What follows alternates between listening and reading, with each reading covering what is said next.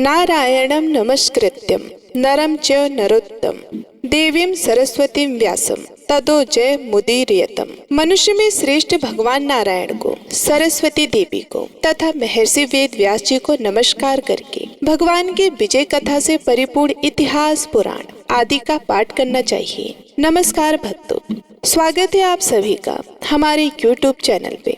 भगवान विष्णु और माता लक्ष्मी के आशीर्वाद से आप सभी के घरों में अतः सुख, समृद्धि और ऐश्वर्य का संचार हो और आपके सभी कष्टों का नाश हो, ऐसी हम मंगल कामना करते हैं। प्रिय भक्तों, आज से आप पूरे बैसाख के महीने में हमारे चैनल पर बैसाख मास महात्म्य में कथाएं सुनेंगे। बैसाख मास महात्म्य में कथा प्रारंभ करने से पहले बैसाख मास का स्नान दान का महत्व जानते हैं और इसमें स्नान क्यों करना चाहिए, कैसे करना चाहिए, कैसे पूजा करने से क्या जप तप दान आदि करना चाहिए, यह सब जानकारी आपके लिए स्कंद पुराण और पद्म पुराण में से लेकर आई हैं। बैसाख का महीना सारे महीनों में सबसे श्रेष्ठ माना गया है। यह महीना भगवान को बहुत ही ज्यादा प्रिय है। इस महीने का दूसरा नाम है माधव। यह भगवान माधव का खुद का नाम है।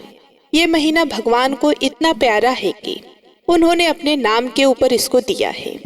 इस महीने में कृष्ण का स्मरण करने से, सिर्फ उनका नाम लेने से ही सारे पापों का नाश हो जाता है। कई बार जाने अनजाने में हमसे पाप होते रहते हैं, मन से, वाणी से, कर्म से, हमें पता भी नहीं लगता और हम अपनी बात से किसी का दिल भी दुखा देते हैं। जाने अनजाने और न जाने ऐसे कितने पाप करते रहते हैं। उन सभी पापों के लिए यदि बैसाख के महीने में किसी भी रूप में भगवान का, भगवान विष्णु का, भगवान कृष्ण का जाप स्मरण किसी भी विधि से, किसी भी तरह से किया जाए तो ऐसे सारे पाप जो हम जाने अनजाने में करते हैं वे सभी पाप नष्ट हो जाते हैं। और जो भी जप तप दान और नाम स्मरण हम इस महीने में करें उसका फल 100 करोड़ गुना होकर हमें मिलता है। इसलिए हमें कोशिश करनी चाहिए कि पूरा महीना जितना ज्यादा से ज्यादा हो सके दान, जप और नाम स्मरण करना चाहिए। तो आइए सबसे पहले जानते हैं कि अगर आप बैसाख स्नान करना चाहते हैं तो आपको क्या करना चाहिए। प्रिय भक्तों, देखिए, स्कंद पुराण के अनुसार महिरथ नाम के राजा ने केवल बैसाख स्नान से ही बैकुंठ धाम प्राप्त किया। इस महीने में सूर्योदय से पहले किसी तीर्थ स्थान, सरोवर, नदी या कुएं पर जाकर स्नान करना चाहिए। अगर आप किसी नदी में स्नान नहीं कर सकते तो घर पर भी स्नान कर सकते हैं। घर में नहाते समय नहाने के पानी में गंगा जल मिला लीजिए और नहाते समय पवित्र नदियों का नाम जपना चाहिए। पवित्र नदियों का स्मरण कीजिए, जैसे हर हर गंगे बोलते रहिए और फिर उसके बाद भगवान विष्णु की पूजा करें। भगवान विष्णु की मूर्ति या फोटो इस तरह से रखें कि पूजा करते समय पूर्व दिशा की तरफ आपका मुंह रहे। अब पूरी श्रद्धा से भगवान विष्णु की पूजा करें। रोली, चावल, जल की घंटी, घी का दीपक जलाएं, धूप जलाएं, भगवान को किसी भी चीज से भोग लगाएं और फिर उसके बाद भगवान विष्णु की पूजा करें। भगवान विष्णु की मूर्ति या फोटो इस तरह से रखें कि पूजा करते समय पूर्वी दिशा की तरफ आपका मुंह रहे। अब पूरी श्रद्धा से भगवान विष्णु की पूजा करें। रोली, चावल, जल की घंटी, घी का दीपक जलाएं, धूप जलाएं, भगवान को किसी भी चीज से भोग लगाएं और रोज की पूजा में दक्षिणा अवश्य चढ़ाएं। यह अपने सामर्थ्य के अनुसार कितनी भी हो सकती है, लेकिन दक्षिणा के बिना रोज की पूजा अधूरी मानी जाती है। इसलिए चाहे 1 रुपया ही चढ़ाएं, लेकिन रोज पूजा पाठ में दक्षिणा अवश्य चढ़ाएं। उसके बाद बैसाख महीने की बांदरी की कथा जरूर सुने। उसके बाद हर रोज बैसाख मास महात्म्य का 1 अध्याय जरूर सुने और अंत में भगवान विष्णु की आरती सुने, जो ये महात्म्य हम आपको प्रतिदिन नियम से सुनाएंगे। तो आप सभी नियम से इन महात्म्य को पूरा अवश्य सुनिएगा। उसके बाद तुलसी में जल चढ़ाएं और दीपक जलाएं। यह दीपक घी या तिल के तेल का भी हो सकता है। भगवान विष्णु की पूजा करते हुए तुलसी के पत्ते जरूर चढ़ाएं। तुलसी भगवान विष्णु को बहुत ज्यादा प्रिय है और इस महीने में 1 पत्ता तुलसी का चढ़ाने से भी अक्षय पुण्य प्राप्त होता है। अगर आप ज्यादा पत्ते चढ़ा सकते हैं तो 9 पत्ते रोज चढ़ाएं। अगर उससे भी ज्यादा चढ़ा सकते हैं तो 21, 31, 51 जितने भी आप चढ़ा सकते हैं उतना चढ़ा सकते हैं, वरना 9 चढ़ाएं, 5 या फिर आप 1 पत्ता तो आप हर रोज जरूर चढ़ाएं।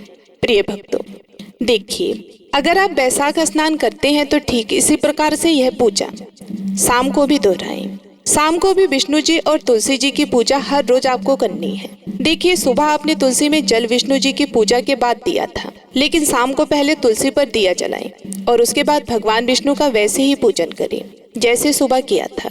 और अंत में आरती करें। शाम की पूजा में सिर्फ पूजा और आरती करें। उस समय बैसाख महीने की कथा और महात्म्य में नहीं सुना जाता, सिर्फ विष्णु जी की पूजा करके आरती कर लें। तो ये हुई रोज की पूजा। इसके अलावा इस पूरे बैसाख माह में अगर आप चाहे तो व्रत भी कर सकते हैं। इस व्रत में एक समय नमक का खाना खाया जाता है और बाकी इसके अलावा आप फल दूध वगैरह कितनी भी बार ले सकती है। यदि आप किसी भी वजह से पूरा महीना स्नान ना कर पाए तो आखिरी के 5 दिन यानी कि जब महीना खत्म होने वाला हो, मतलब कि बैसाख के शुक्ल पक्ष की एकादशी से लेकर पूर्णमासी तक 5 दिन भी आप यह स्नान विधि से अगर कर ले तो भी आपके पूरे मास के बराबर फल मिलता है। अगर पूरा महीना व्रत ना कर सके तो जो 2 एकादशी आती है उन्हें व्रत अवश्य करना चाहिए, उनमें व्रत अवश्य करना चाहिए। इसके अलावा एक छोटी सी बात का और ध्यान रखना है, चाहे आप व्रत करें या नहीं, लेकिन जब भी आप भोजन करें उससे पहले भगवान का भोग अवश्य लगाएं। ऐसा करने से अश्वमेघ यज्ञ के समान फल प्राप्त होता है। जो भी हम खाएं उसका भोग पहले हरि को अर्पण करने से भगवान हरि बहुत ही प्रसन्न होते हैं और अक्षय पुण्य देते हैं। तो आइए अब जानते हैं इस महीने में क्या चीजें दान करनी चाहिए। इस समय क्योंकि गर्मी का प्रकोप शुरू हो जाता है, इसलिए गर्मी से राहत देने वाली हर चीज का दान इस महीने में उत्तम माना गया है। इससे ज्यादा महत्वपूर्ण है जल दान। जितना ज्यादा आप जल का दान कर सकते हैं वह करें। ठंडे पानी से भरे हुए घड़े जरूर दान करें। 5 घड़े दान कर सकते हैं तो 5 कीजिए, वरना तो नहीं तो 1 घड़ा तो अवश्य ही दान कीजिए। घड़े को अपने घर के पानी से ही भरें, उसके ऊपर ढक्कन लगाएं, उसके ऊपर चीनी रखें, कोई भी ऋतु फल रखें। इस समय आम, खरबूजे आदि काफी मिलती हैं, तो कोई भी मौसमी फल उसके ऊपर रख, हाथ में चलने वाला पंखा रखें और दक्षिणा देकर ब्राह्मण को दान दें। इसके अलावा किसी भी तरह का जल का जितना अधिक से अधिक दान कर सकते हैं वह करें। अगर प्याऊ लगा सकते हैं तो प्याऊ लगवाएं। अन्न के दान का भी इस महीने में बहुत अधिक महत्व है, इसलिए जितना अधिक हो सके अन्न का दान करें। जौ और जौ का आटा गर्मी से राहत देने वाला होता है, इसलिए इसका भी दान अवश्य करना चाहिए। गर्मी से राहत देने वाला हाथ का पंखा अवश्य देना चाहिए। छाता हमें गर्मी से बचाता है, इसलिए छाते का दान भी बहुत ही उत्तम माना गया है। जूता, चप्पल या खड़ाऊ का दान करें और चटाई का दान श्रेष्ठ माना गया है, क्योंकि गर्मी में भूमि पर चटाई बिछाकर सोने से शरीर को राहत मिलती है, इसलिए चटाई का दान इस महीने में अवश्य करना चाहिए। ऐसा माना जाता है कि यदि आप इस महीने में चटाई का दान करते हैं तो भगवान हरि स्वयं उसके ऊपर शयन करते हैं। चावल, दाल, चीनी, घी, नमक, आटा, सब्जी और मौसमी फल जैसे आम, ककड़ी, नींबू, केला, सब तरह के फल, लकड़ी का पंखा, दूध, दही, छाछ, मीठा पान, ठंडा, आंवला का मुरब्बा, पहनने वाले गर्मी के कपड़े, सब तरह के वस्त्र, तकिया, चटाई, चादर, छाता, जूता, खड़ाऊ, ये सारी चीजों का दान इस मास में अत्यधिक महत्व होता है। दही और छाछ शीतलता प्रदान करते हैं, इसलिए छाछ का दान भी बहुत ही उत्तम माना गया है। इसके अलावा ठंडा मुरब्बा और पान, इनका भी अपना विशेष महत्व है। इतना याद रखें कि जो भी आप दान इस महीने में करते हैं उसका फल 100 करोड़ गुना होकर आपको मिलता है, इसलिए कोशिश करें कि ज्यादा से ज्यादा दान और तप आप इस महीने में अवश्य करें। अक्षय तृतीया भी इसी महीने में आती है। जैसा कि नाम से ही स्पष्ट है कि अक्षय तृतीया, उस दिन जो भी काम किया जाता है, जो भी छोटा या बड़ा जैसा भी दान आप करते हैं, उसका फल अक्षय हो जाता है, मतलब कि उसका कभी भी नाश नहीं होता। आपके किसी भी बुरे कर्म में उसका नाश नहीं होगा। इसलिए कोशिश करें कि उस दिन आप जो भी ज्यादा से ज्यादा दान और भगवान का नाम स्मरण कर सकते हैं वह अवश्य करें। कमल के फूल और शंख का दान भी इस महीने में बहुत ही ज्यादा उत्तम माना गया है, इसलिए इस महीने के किसी भी दिन यह दान अवश्य करें। महीना पूरा होने पर पूर्णमासी के दिन तिल, काले हो या सफेद या दोनों तरह के भी हो सकते, तिल और शहद, इनका दान जरूर करना चाहिए। इसके अलावा अगर आपने वैशाख स्नान का नियम किया है तो वैशाख की पूर्णमासी के दिन, जिस दिन स्नान का आखिरी दिन हो, उस दिन सुबह जोड़े से ब्राह्मणों को जमाना चाहिए। यदि 5 जोड़े जमा सके तो 5, नहीं तो 1 जोड़े को जमाए और उन्हें वस्त्र और दक्षिणा अवश्य दें। तो ये हुई बैसाख मास के स्नान और दान की विधि। आइए अब जानते हैं कि बैसाख मास में जब तब क्या किया जाए।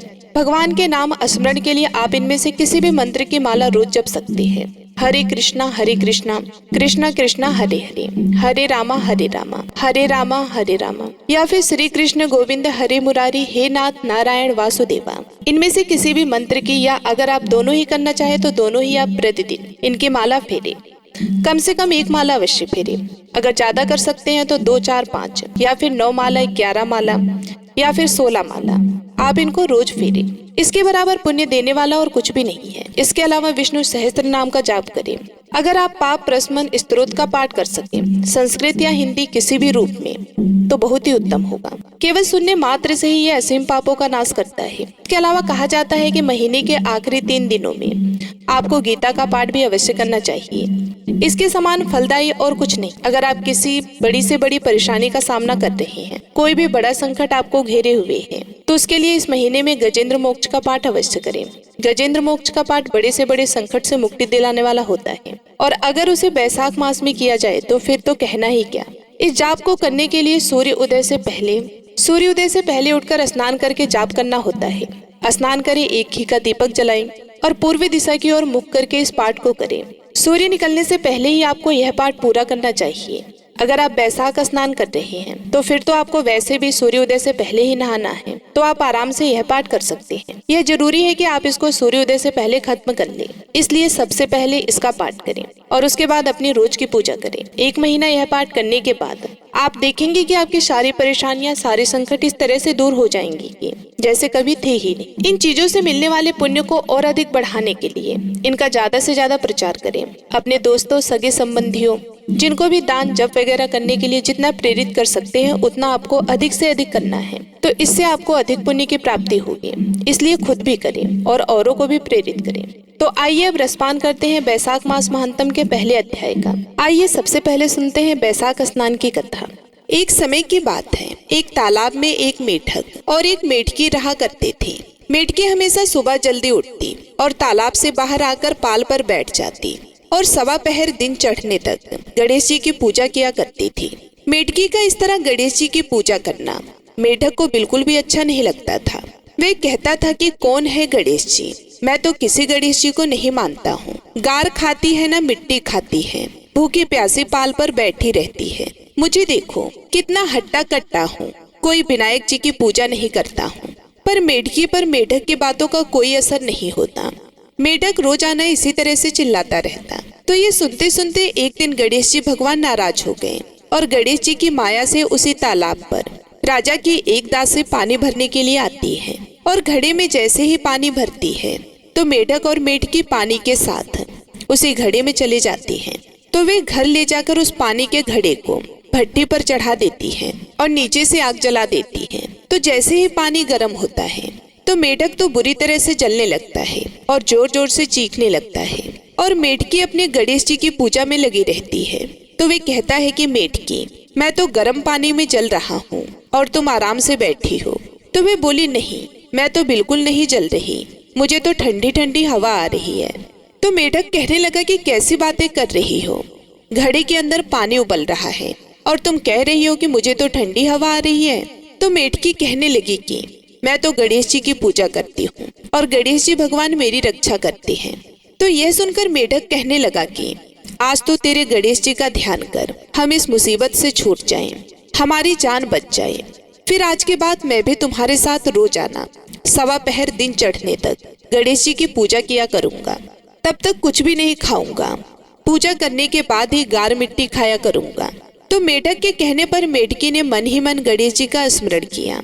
तो गणेश जी की माया से वहां पर 2 सांड लड़ते हुए आए और उस मटके से टकरा गए। मटका फूट गया और मेढक और मेढकी बाहर निकलकर तालाब में पहुंच गए। अब मेढक को गणेश जी की माया समझ में आ गई। अब वे भी रोजाना मेढकी के साथ 1.25 पहर दिन चढ़ने तक तालाब की पाल पर बैठकर गणेश जी भगवान की पूजा अर्चना किया करता था। हे गणेश जी महाराज, जैसे आपने मेढक और मेढकी की रक्षा की, वैसी ही हमारी और हमारे परिवार की रक्षा करना। सुख समृद्धि, सुख सौभाग्य बनाए रखना। बोलो गणेश जी महाराज की जय। चलिए बैसाख मास महात्म के पहले अध्याय का रसपान करते हैं। बैसाख मास महात्म प्रथम अध्याय। नारद और अम्बरीश संवाद में बैसाख मास स्नान की प्रशंसा। मनुष्यों में श्रेष्ठ नारायण को, सरस्वती देवी को तथा व्यास जी को नमस्कार करके जय शब्द का उच्चारण करें। सूत जी बोले, हे राजन, परमेष्ठी ब्रह्मा जी के महामुनि पुत्र नारद जी से राजा अम्बरीश ने फिर से पुण्य कारक बैसाख मास महात्म सुनाने के लिए प्रश्न किया। अम्बरीश बोले, हे ब्राह्मण, मैंने श्रद्धा पूर्वक आपके वर्णन किए हुए सब महीनों के महात्म पहले सुनाया है। इन सब महीनों में बैसाख महीना अवश्य ही श्रेष्ठ है। अतियो विस्तार पूर्वक बैसाख मास महंतम सुनाइए, इसे सुनने की मेरी बड़ी लालसा है। हे विद्वान, यह बैसाख महीना भगवान विष्णु को क्यों प्रिय है? इस बैसाख महीने में कौन से धर्म विष्णु जी को प्रिय हैं? इन धर्मों में भी करने योग्य कौन से धर्म ऐसे हैं जो विष्णु जी को प्रिय हैं? कौन सा दान करने योग्य है और कौन सा दान करने योग्य नहीं है? इसका क्या फल है और इस महीने में किस देवता की आराधना करनी चाहिए? हे नारद जी, मुझे विस्तार पूर्वक बताइए, मैं इसे श्रद्धा पूर्वक सुनने की इच्छा रखता हूँ। इस बैसाख मास में माधव भगवान की पूजा किन द्रोह से करनी चाहिए? नारद जी बोले, मैंने पूर्व काल में ब्रह्मा जी से पूछा था, तो उन्होंने महीनों के जो महानतम पहले लक्ष्मी जी से कहे थे वही मुझसे भी कहे। कार्तिक, माघ तथा बैसाख, ये तीनों महीने वर्ष में सबसे श्रेष्ठ हैं और इन 3 महीनों में भी बैसाख महीना सबसे उत्तम है। यह पुण्य मास सब जीवों को माता के सदृश इष्ट फल को देने वाला है। दान, यज्ञ, व्रत तथा स्नान से सब पापों को नष्ट करता है। यह धर्म, क्रिया तथा तप का सार है और देवताओं से पूजित है। सब महीनों में यह बैसाख माह वैसे ही श्रेष्ठ है जैसे विद्याओं में वेद विद्या और मंत्रों में प्रणव, वृक्षों में कल्पतरु, धेनु में कामधेनु, सब नागों में शेष नाग, पक्षियों में गरुड़, देवता में विष्णु, वर्णों में ब्राह्मण, प्रिय वस्तुओं में प्राण, सुहद्दा में भार्या, नदियों में गंगा, तेज युक्त पदार्थों में सूर्य, अस्त्रों में सुदर्शन चक्र, धातुओं में स्वर्ण। जिस प्रकार वैष्णव में महादेव जी और रत्नों में कौतुंभ मणि है, उसी प्रकार धर्म से निमित्त सब महीनों में बैसाख मास सबसे उत्तम है। संसार में इसके सदृश विष्णु को प्रीति करने वाला दूसरा मास नहीं है। जो मनुष्य मेष संक्रांति में सूर्य उदय से पूर्व बैसाख स्नान निरंतर करता है, उस पुरुष पर लक्ष्मी सहित भगवान वैसे ही अधिक प्रीति करते हैं। जैसे प्राणियों को प्रसन्न करने के लिए अन्न उत्पन्न होता है, बैसाख स्नान करने से विष्णु भगवान उसी प्रकार प्रसन्न होते हैं और बैसाख स्नान में निरत मनुष्यों को देखकर प्रसन्न होते हैं। जो पुरुष मेष संक्रांति में प्रातः काल स्नान करके नित्य कर्म करता है, वह सब पापों से मुक्त होकर विष्णु लोक को प्राप्त करता है। बैसाख मास में स्नान करने के निमित्त जो मनुष्य एक पग भी चलता है, वे महापापों से मुक्त होकर विष्णु की सायुज्य मुक्ति को प्राप्त करता है और उसको निसंदेह 10,000 अश्वमेघ यज्ञ का फल प्राप्त होता है। अथवा एकाग्र चित्त होकर जो पुरुष संकल्प मात्र करता है, उसको भी 100 यज्ञों का फल प्राप्त होता है। सूर्य के मेष संक्रांति में जाने पर जो मनुष्य स्नान करने के निमित्त धनुष के समान प्रमाण तक भी चलता है, वे सब बंधनों से मुक्त होकर विष्णु की सायुज्य मुक्ति को प्राप्त करता है। ब्रह्मांड के अंतर्गत तीनों लोकों में जो तीर्थ है, हे राजेंद्र, बहुत थोड़े ही जल में प्रस्तुत हो जाते हैं। यम की आज्ञा से लिखे हुए पाप जब तक गरजते हैं, जब तक प्राणी बैसाख महीने में जल से स्नान नहीं करता। हे राजन, बैसाख के महीनों में तीर्थों के अधिष्ठाता सब देवता सूर्योदय से लेकर 6 घड़ी तक जल के बाहर आते हैं और विष्णु भगवान की आज्ञा से मनुष्यों का हित करने के लिए ठहरते हैं। और जो पुरुष उस समय तक स्नान करने से निमित्त नहीं आते, उनको दारुण श्राप देकर अपने अपने स्थानों को चले जाते हैं। अतः हे राजेंद्र, इस समय स्नान करना परम आवश्यक है। मैं तुम्हें इसके लिए एक छोटी सी कहानी सुनाता हूँ। इस कहानी को ध्यान से सुनना। एक राजा था। वे सुबह जल्दी उठकर बैसाख के महीने में गंगा जी में नहाता था और कहता था कि मेरे से पहले कोई भी गंगा जी में नहीं नहाए। एक बंदरिया थी जो रोज राजा से पहले नहा लेती और पीछे राजा नहाने जाता था। जब राजा ने पानी हिलता हुआ और बिखरा हुआ देखा तो उसने पहरा बिठा दिया। सिपाहियों से कह दिया कि मुझसे पहले कोई भी नहीं नहाने पाए। गंगा जी के किनारे एक पेड़ था, उसके ऊपर बंदरिया बैठी रहती थी। डाली के सहारे उतरकर गंगा जी में नहा लेती और पेड़ पर जाकर बैठ जाती। बैसाख पूरा हो गया। उसे एक दिन सिपाही ने देख लिया। उसने देखा कि जब अंधेरे में उन्हें कुछ भी नहीं दिखता और उसे नींद आ जाती है, तो बंदरिया उस समय गंगा जी में नहाती है। सिपाही उसको पकड़कर राजा के पास ले गया और कहा कि यह बंदरिया आपसे पहले नहाती है। राजा ने प्रण किया हुआ था कि यदि कोई औरत मेरे से पहले नहाती होगी तो मैं उसके साथ विवाह कर लूंगा। राजा ने बंदरिया से विवाह कर लिया, धर्म मानने लग गया। बैसाख में नहाने से बंदरिया के बच्चे होने की आशा पूरी हो गई। पूरे महीने हो गए। जब बंदरिया ने पूछा कि मेरा बच्चा होएगा तो मैं कैसे जगाऊंगी, तब राजा ने महल में एक घंटी बंधवा दी और कहा, जब तेरे दर्द हो तो तू घंटी हिला देना, फिर आकर मैं सारा इंतजाम कर दूंगा। राजा की कई रानियां थी। उन्होंने उस बंदरिया से पूछा, ये घंटी किसने बांधी है? तब वह बोली, राजा जी ने बांधी है। मेरा बच्चा होगा तब मैं बुलाऊंगी। एक रानी ने कहा, जरा बजा कर दिखा कि राजा आएगा या नहीं। बंदरिया ने घंटी बजा दी। राजा आया। जब पूछा घंटी क्यों बजाई, तब बंदरिया बोली, रानी ने कहा था। बंदरिया के बच्चा होने लगा तो उसने घंटी बजाई, पर राजा नहीं आया। फिर रानियों ने बंदरिया से पूछा, मैं बच्चा कैसे पैदा करूं? तब रानियों ने कहा कि आंखों पर पट्टी बांध लो, ओखली में सिर दे दो। बंदरिया के बैसाख नहाने के पुण्य से एक अति सुंदर लड़का हुआ। होते ही रानी ने राजा को नहीं दिया और दासी को दे दिया और कहा कि इस बंदरिया के बच्चे को नदी में बहा दे और बंदरिया के पास आटे को खून में लपेट कर रख दे। राजा ने आकर पूछा कि क्या बच्चा हुआ है? तब रानी ने कहा कि बच्चा नहीं हुआ, यह ईंट पत्थर हुआ है। राजा ने संतोष कर लिया कि रानियों के बच्चा नहीं होता, इसलिए इसके भी क्यों होता। उधर दासी बच्चे को फेंकने लगी तो नदी में फेंका नहीं गया। कुम्हार मिट्टी का बर्तन बना रहा था, उसके अंदर रखकर आ गई। कुम्हार और कुम्हारिन खुदी हुई मिट्टी लेने गए तो देखा बहुत सुंदर बच्चा सो रहा है। कुम्हार अपनी पत्नी से बोला कि हमारे बच्चा नहीं था, इसलिए भगवान ने बच्चा भेजा है। यदि तू इसको पाल ले तो अपने घर ले चले। कुम्हारिन बोली, ले चलेंगे, अपनी खातिर ही तो भगवान ने भेजा है। कुम्हारिन ने उसको पाल पोस कर बड़ा कर लिया। लड़का दिन रात बढ़ने लगा। वे कुम्हार मिट्टी का हाथी बनाकर बेचा करता था।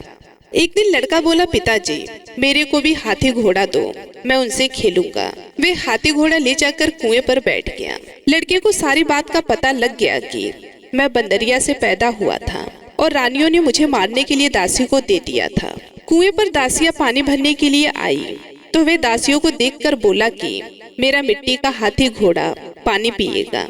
तब दासियां बोली, मूर्ख, कभी मिट्टी का हाथी घोड़ा भी पानी पीता है? लड़का बोला, मूर्खो, कहीं बंदरिया के भी ईंट पत्थर पैदा होते हैं? दासियों ने जाकर रानी से बोला कि एक कुम्हार का लड़का है, उसने हमें यह बात कही और घड़े पर कंकड़ी मारकर उसे फोड़ दिया। तब रानी ने जहर का लड्डू तैयार किया और कहा, यह लड्डू उस लड़के को खिलाओ। दूसरे दिन वो दासियां उस लड़के को वह लड्डू खिलाने गई तो भगवान ने उस लड्डू को गोदगिरी का लड्डू बना दिया। अगले दिन दासियों ने आकर के देखा कि वह मरा नहीं है और खेलता फिर रहा है। इस पर रानी रूठ कर सो गई। राजा ने आकर पूछा, रानी क्यों सो रही? तब रानी ने जवाब दिया कि कुम्हार को अभी बस्ती से निकाल दे। राजा ने कहा, ये क्यों? कड़वा बोलती है। पर रानी ने जिद करके कुम्हार को निकलवा दिया। कुम्हार जंगल में रहने लगा। वहां पर वह लड़का बोला, पिताजी मेरे को 108 करवे और 108 गोले बना दो। वे ठंडे ठंडे घड़े भरकर बैठ गया। गणगौरों के लिए मिट्टी लेने के लिए बहुत सारे लड़कियां आई। राजा की साहूकारनी भी आई और बगीचे में बैठकर खेलने लग गई। खेलते खेलते प्यास लग गई। ये छोरियां उस लड़के से बोली कि हमें पानी पिला दे। वह लड़का बोला, मेरे पास ये गोलियां हैं, इन्हें खाती चली जाओ और मेरे पीछे फिरती आओ और मेरे पीछे फिरती जाओ। तब एक लड़की आगे आकर बैठ गई। बाद में छोरियां एक एक करके गोली खाती गईं और ठंडा पानी पिया और उसके चारों तरफ फिरने लगी। सब लड़कियों के पेट में गर्व रह गया। लड़कियां मिट्टी लेकर घर गईं तो पीछे उनके बाप ने ब्याह का साया निकलवाया तो साया नहीं निकला। पर पिता ने कहा, इनका ब्याह तो हो जाना चाहिए। बाद में लड़कियों में से किसी का जी घबराए तो कोई रोटी ना खाए, कोई उल्टी करे। सबने उनसे पूछा, तुम्हें ये क्या हो गया? लड़कियों ने कहा, मुझे तो पता नहीं, मैं तो मिट्टी लेने गई थी। वहां पर कुम्हार का लड़का हमें एक एक गोली देता गया और पानी पिलाता गया और स्वयं बीच में बैठ गया और हमसे कहा, तुम चारों तरफ फिरो। यह बात सुनकर सबके बाप कुम्हार के लड़के के पास गए और बोले, हम अपनी लड़कियों का ब्याह तेरे साथ करेंगे। उसने सबके साथ फेरे लिए।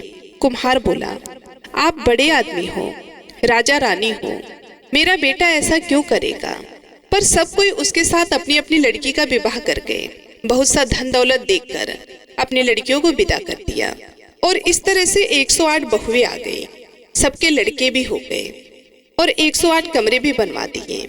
सब बहुओं के लिए भी कमरे बनवा दिए गए। एक दिन लड़के ने कहा, पिताजी हम सारे नगर में दावत का बुलावा देंगे। आपकी इतनी बहुएं आई हैं और इतने पोते हो गए। कुम्हार ने कहा, जमा दो। तब सारी नगरी और राजा रानी को बुलावा दे दिया।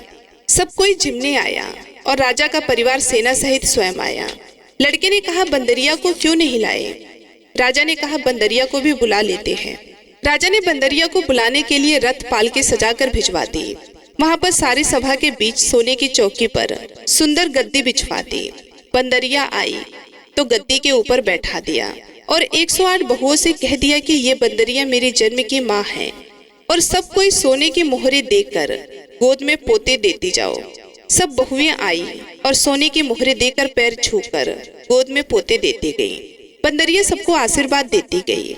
राजा की रानियां समझ गई और राजा से कहा, ये हमें बुलाकर हमारा अपमान कर रहे हैं, इसलिए हम जा रहे हैं। राजा भी लड़कर बोला कि हे भाई, तू बंदरिया का इतना स्वागत क्यों कर रहा है? लड़का बोला, ये बंदरिया मेरी जन्म की माँ है। राजा ने पूछा, कैसे? लड़का बोला, मैं बंदरिया से पैदा हुआ था तो तुम्हारी रानियों ने मुझे दासियों को दे दिया और कहा कि इसे नदी में बहा दो, लेकिन दासी ने मुझे नदी में नहीं बहाया, मुझे उसने गड्ढे में रख दिया और कुम्हार तथा कुम्हारिन ने मुझे पाल पोस कर बड़ा कर दिया। तथा रानियों ने तुम्हारे से कहा कि उसको गाढ़ा पैदा हुआ है। जो दासी मेरे को ले गई थी वे यहीं पर खड़ी है। दासी ने कह दिया कि हाँ, मेरे को दिया था, मेरे से इसे नदी में नहीं फेंका गया, इसलिए इसको खंदेड़े में रख दिया। रानियां सुनकर चुप रह गई। पीछे राजा ने रानियों को छोड़ दिया और बंदरिया को साथ ले गया। साथ में पोतों को, बहुओं को और बेटों को भी साथ में ले गया। गाने बजाने के साथ अपने घर ले गया और सबको अलग अलग महल बनवा दिए। सब वहां जाकर राज्य करने लगी और सारी दुनिया से कहने लगी कि बैसाख नहाने का इतना फल है, तो सबको बैसाख नहाना चाहिए और दान पुण्य करना चाहिए। बाद में कुम्हार से कहा, तेरे को जितना धन चाहिए ले ले, तेरा मन चाहे तो मेरे घर पर रह जा, तेरा मन हो तो तू अपने घर पर रह, क्योंकि तूने बहुत बड़ा उपकार किया है। उसको बहुत सारा धन दे दिया। बंदरिया बैसाख नहाई तो राजा जी का राज्य पाया और 108 पोते पाए। हे भगवान, जैसे बंदरिया को सुख संपत्ति दी वैसे ही सबको देना। जो कोई इस कहानी को कहता और सुनता है, भगवान की कृपा से उसकी सब मनोकामनाएं पूर्ण होती हैं। तो प्रिय भक्तों, तो इस प्रकार से स्कंद पुराण के बैसाख मास महात्म में नारद और अम्बरीश संवाद में स्नान प्रशंसा नामक पहला अध्याय समाप्त हुआ। उम्मीद करती हूँ कि ये पहला अध्याय आप सभी लोगों को बहुत ही पसंद आया होगा। यदि हमारी ये वीडियो आप सभी लोगों को अच्छी लगे तो वीडियो को लाइक करके चैनल को सब्सक्राइब जरूर कीजिएगा और कमेंट बॉक्स में जय श्री हरि विष्णु जरूर लिखिएगा। मिलती हूँ अगले वीडियो में, तब तक के लिए नमस्कार।